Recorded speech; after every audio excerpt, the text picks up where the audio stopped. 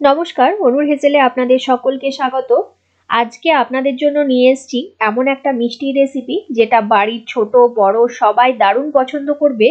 সেটা হলো আমাদের ঐতিহ্যবাহী লাচ্ছা সেমাই।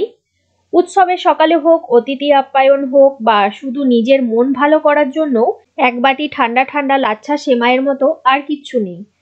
আজকের ভিডিওতে আমি দেখাবো কিভাবে খুব সহজ উপকরণ দিয়ে দোকানের মতো ক্রিমি, সুগন্ধি ও একদম পারফেক্ট টেক্সচারের লাচ্ছা সেমাই বাড়িতে বানানো যায়।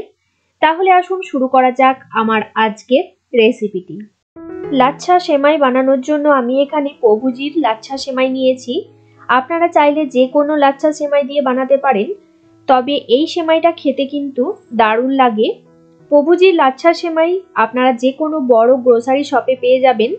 এই প্যাকেটের ভেতরে কিন্তু অনেকগুলো লাচ্ছা থাকে। আমি দুটো লাচ্ছা নিয়ে নিয়েছি, এটা দিয়ে আজকের পায়েসটা বানাবো। প্রথমে আমি লাচ্ছাগুলো একটু কড়াইয়ে ভেজে নেব, তাই গ্যাসে কড়াই বসিয়ে নিয়েছি। কড়াইয়ের মধ্যে দিয়ে দেব 1 টেবিল চামচ ঘি। আপনারা চাইলে সাদা তেল দিয়েও কিন্তু সেমাইটা ভেজে নিতে পারেন। ঘি দিয়ে ভাজলে টেস্টটা বেশি ভালো হয়। ঘিটা ভালোভাবে গরম হয়ে গেলে আমি এই একটা লাচ্ছা হাতে করে একটু ভেঙে ভেঙে তারপর ঘিয়ের মধ্যে দিয়ে দিচ্ছি। গ্যাসের ফ্লেমটাকে লো টু মিডিয়ামে রেখে সেমাইটা একটু লালচে করে ভেজে নেব। এইভাবে ভেজে পায়েসটা করলে খেতে বেশি ভালো লাগে। অনেককে দেখেছি কাঁচা সেমাই দুধের মধ্যে ফেলে পায়েস বানায়, সেটা কিন্তু খেতে খুব একটা ভালো লাগে না, কাঁচা ময়দার মতো খেতে লাগে। এইভাবে একবার হলেও বানিয়ে দেখতে পারেন, খেতে অসাধারণ হয়। একবার খেলে বারবার খেতে মন চাইবে। দেখুন সেমাইটা কিন্তু আমি লাল করে ভেজে নিয়েছি। এখন এটাকে তুলে একটা পাত্রের মধ্যে রেখে দেব।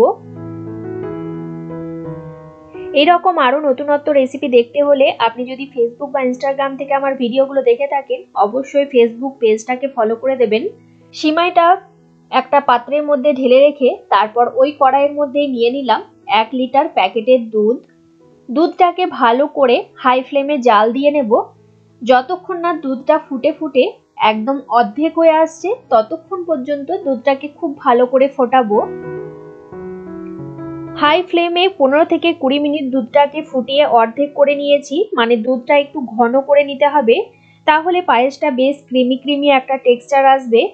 এর মধ্যে দিয়ে দিলাম 1/2 চামচ এলাচ গুঁড়ো, আর এখানে কিছু আমি বাদাম কেটে রেখেছি, যেমন নিয়েছি আমন্ড, পেস্তা আর কাজু বাদাম একটু লম্বা লম্বা করে কেটে রেখেছি। বাদামের টুকরোগুলো আমি দুধের মধ্যে দিয়ে দিচ্ছি। ভালো করে বাদাম আর এলাচ গুঁড়োটা মিশিয়ে নেব। কড়াইয়ের গায়ে যে দুধের সরটা জমে জমে যাবে সেটাকেও একটু খুন্তি দিয়ে চেঁচে চেঁচে দুধের সাথে মিশিয়ে দেবেন, তাহলে দেখবেন দুধটা আরো বেশি ঘন লাগবে। গ্যাসের ফ্লেমটাকে একদম লোতে করে দিয়ে এর মধ্যে দিয়ে দিলাম 3 টেবিল চামচ চিনি আর 1/4 কাপ দিয়ে দিচ্ছি কনডেন্স মিল্ক। আপনারা আপনাদের পছন্দ মতো মিষ্টিটা দিয়ে নেবেন। একবার ভালো করে মিশিয়ে দিচ্ছি। চিনি দুধের সাথে ভালো করে মিশে গেলে গ্যাসের ফ্লেমটাকে বন্ধ করে দুধটাকে হালকা ঠান্ডা করে নেব। এই গরম অবস্থাতে সিমাইটা দিলে কিন্তু পায়েসটা একদম ঘাঁটা ঘাঁটা হয়ে যাবে, সেটা কিন্তু খেতে ভালো লাগবে না। দুধটা একটু ঠান্ডা হয়ে যাওয়ার পর সিমাইটাকে দুধের মধ্যে দিতে হবে, তাহলে সিমাইটা দেখবেন একদম গোটা গোটা থাকবে আর সেটা খেতেও বেশি ভালো লাগবে, কারণ এই সিমাইটা একটু পাতলা হয়, খুব বেশি মোটা হয় না। সেমাইটা দুধের মধ্যে ভালো করে মিশিয়ে দিয়ে তারপর ঢাকা দিয়ে আধ ঘন্টার মতো রেখে দেব।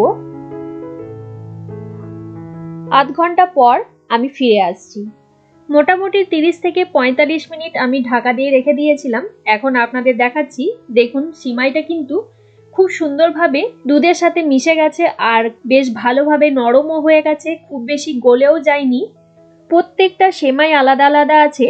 তৈরি হয়ে গেল আমার আজকের রেসিপি লাচ্ছা সেমাই। আমরা সাধারণত সেমাইয়ের পায়েস খেয়ে থাকি, তবে এইভাবে একবার লাচ্ছা সেমাই বানিয়ে দেখতে পারেন, খেতে অসাধারণ লাগে। আপনারা চাইলে এটা গরম গরমও পরিবেশন করতে পারেন, আবার যারা ঠান্ডা পায়েস খেতে পছন্দ করেন তারা ফ্রিজে রেখে একটু ঠান্ডা হলে তারপর পরিবেশন করতে পারেন। ওপর থেকে দিয়ে দিলাম সামান্য পরিমাণ কাজু, পেস্তা, আমন্ড, বাদাম কুচি। দেখুন দেখতেই কতটা লোভনীয় হয়েছে, দেখেই খেতে মন চাইবে। আমার আজকের এই লাচ্ছা সিমাইয়ের রেসিপিটা কেমন লাগলো অবশ্যই কমেন্ট করে জানাবেন। ভিডিওটা ছেড়ে যাওয়ার আগে একটা লাইক করে দেবেন আর আপনারা আপনাদের বন্ধুদের সাথে রেসিপিটা শেয়ার করুন। যারা যারা এখনো পর্যন্ত আমার চ্যানেলটা সাবস্ক্রাইব করেননি তারা সাবস্ক্রাইব করে পাশের বেল নোটিফিকেশনটা প্রেস করে অল অপশনটা প্রেস করে রাখবেন, তাহলে আমি চ্যানেলে যখনই কোনো নতুন রেসিপি শেয়ার করব সবার প্রথমে নোটিফিকেশন আপনাদের কাছে পৌঁছে যাবে। আজকের মতো এই পর্যন্ত, আবারও কোনো নতুন রেসিপি নিয়ে হাজির হব আপনাদের কাছে। আপনারা ভালো থাকবেন, সুস্থ থাকবেন। ধন্যবাদ।